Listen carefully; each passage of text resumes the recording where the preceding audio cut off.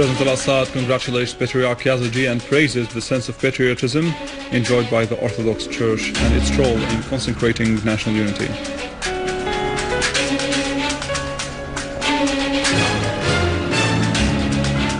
And President Al-Assad affirms that Syria will remain the beating heart of Arabism and will not concede its principled stance despite the conspiracies and pressures.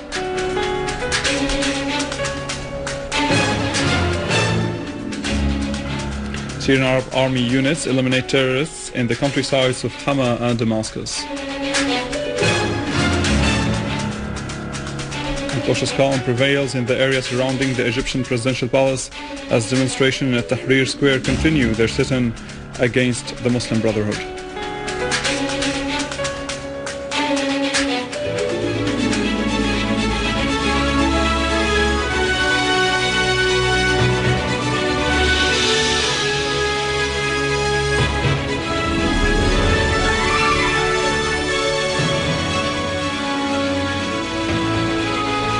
Good afternoon, this is news in English from the Syrian Arab television in Damascus. President Bashar al-Assad expressed appreciation of the high sense of patriotism of the Orthodox Church and its main role in consolidating national unity against the attacks which aim to tear up the social texture of Syria and the values of coexistence among the Syrian people. During the reception of His Beatitude Patriarch John X Yazeji of Antioch and the whole East, President al-Assad congratulated him on his installment, wishing him success in this post.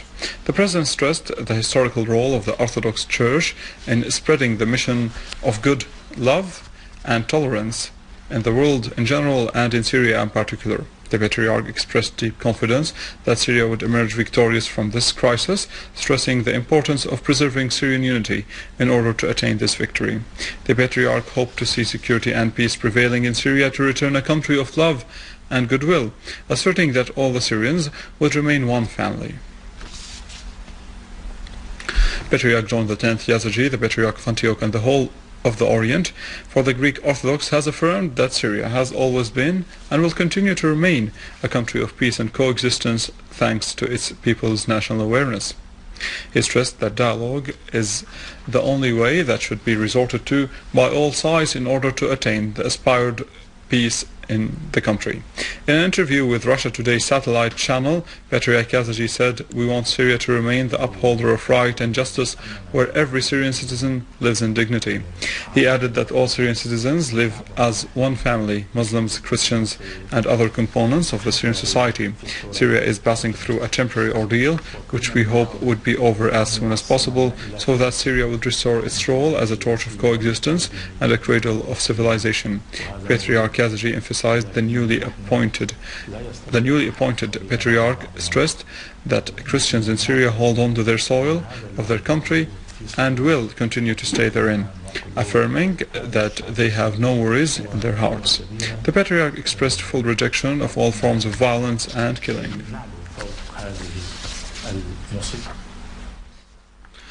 President Bashar al-Assad has also met and asserted that Syria would remain the vibrant heart of the Arab world and would never give up its principled stance regardless of any pressures. This was affirmed during President Assad's reception of a Jordanian delegation headed by the Assistant Secretary General of the Arab Bar Association, Mr. Samih Kharis, and comprising a number of political activists, lawyers, doctors and engineers. The meeting discussed the situation in the region, particularly in Syria. The delegation expressed the solidarity of the Jordanian people with the Syrian people in these difficult circumstances. The delegation also asserted that all the honest Arabs would never leave Syria alone in the face of all these plots. Syria defended all the Arabs with blood, and this blood would enable Syria to gain its upcoming victory. The delegation asserted they also emphasized that targeting Syria today was not surprising because it has always shouldered the burden of all the Arab causes for decades. They praised Syria's constant defense of the Arab dignity, rights and just causes, particularly the cause of Palestine. President Assad thanked the members of the delegation for their noble national attitude in support of the Syrian people.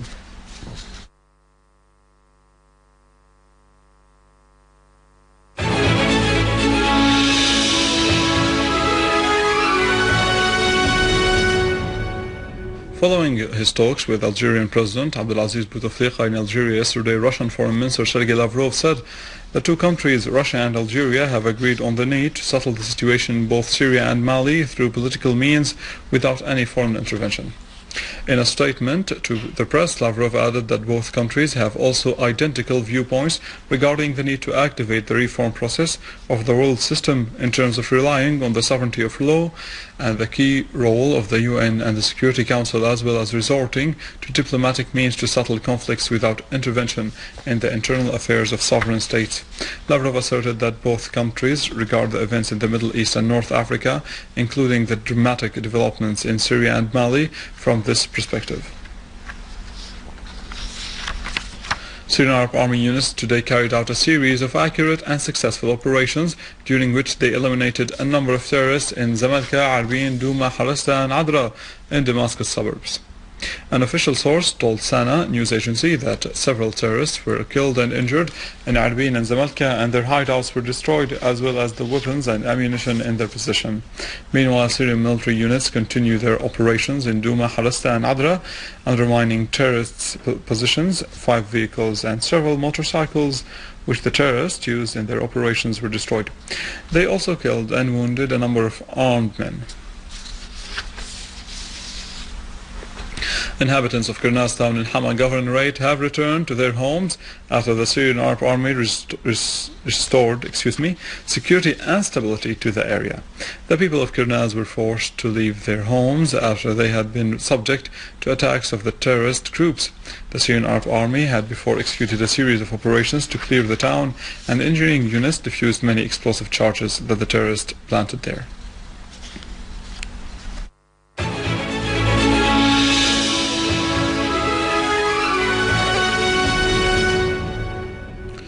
Following hours of severe confrontations that took place in front of the presidential palace yesterday night between Egyptian security forces and protesters demanding President Morsi to step down, cautious calm prevailed around the palace while protests continued in Tahrir Square against Morsi and the Muslim Brotherhood.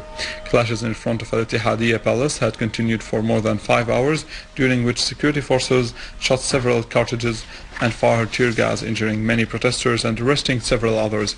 Meanwhile, a number of protesters blocked all the entrances to At-Tahrir compound and staged a sit-in, preventing workers from entering the place for the 3rd consecutive day.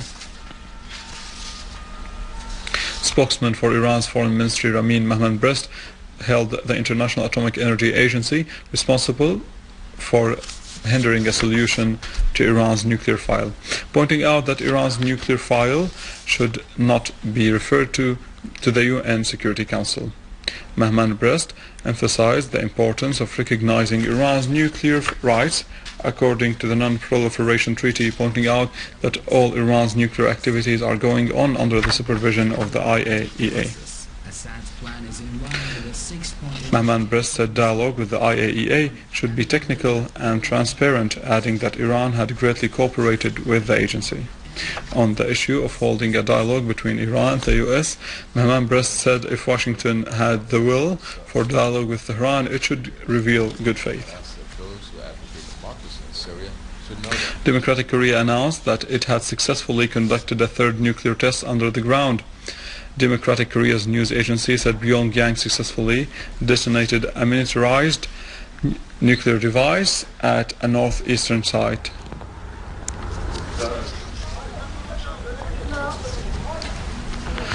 That was it. More details on our website www.syriaonline.sy. Stay with us after the break. We will tell you about new loans from banks in Syria and undergoing agricultural projects, all that and some more in our economic news.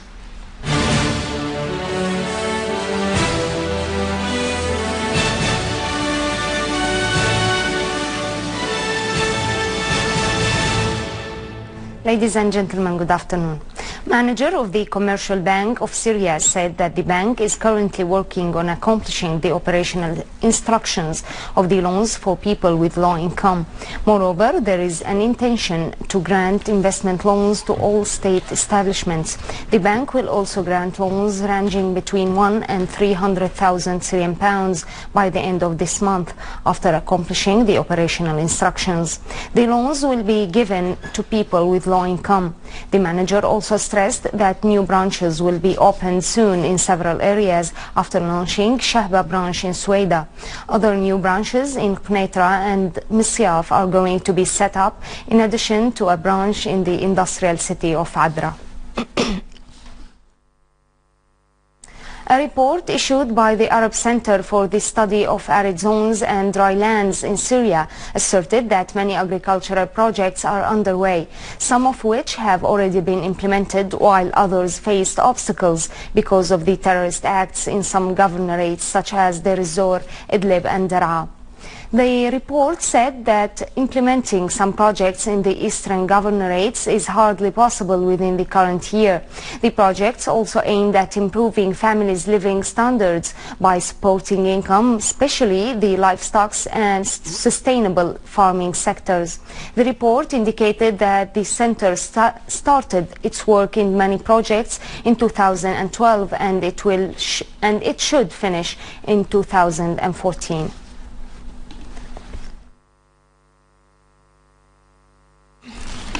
Brent futures stabilized above $118 per barrel during weak dealings today due to the lunar year holidays in Asia. The Brent for March delivery rose 9 cents per barrel after dropping 77 cents in the last session, whereas the US crude for March delivery fell 12 cents per barrel.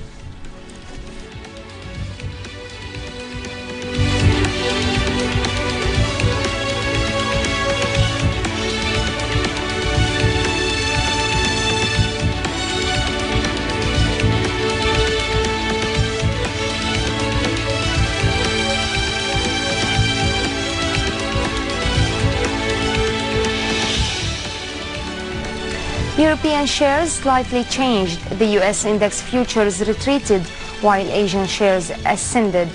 Moreover, Japanese shares led Asian stocks up after the Bank of Japan announced that the extra monetary easing can be justified this year. On the other hand, the Nikkei index closed 1.9% higher, supported by the financial companies.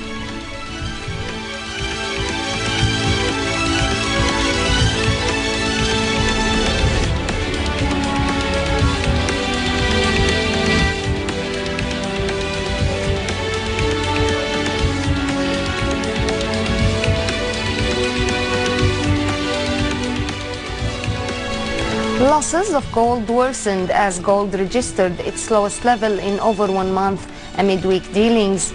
However, the low prices didn't attract safe haven-seeking buyers after Democratic Korea announced it had conducted an underground nuclear test. Silver declined $0.07 an ounce, whereas platinum rose and palladium dropped.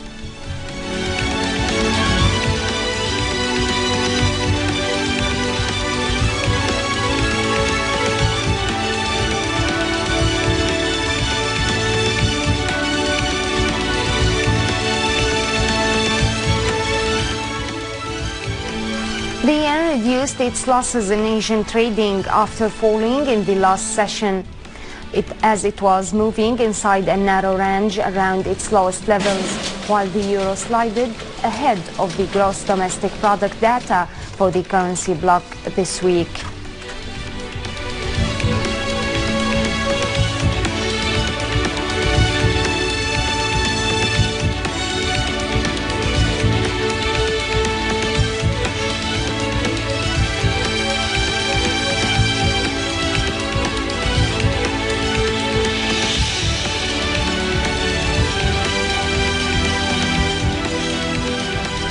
Ladies and gentlemen, this was our economic news for today. Thank you for watching. Goodbye.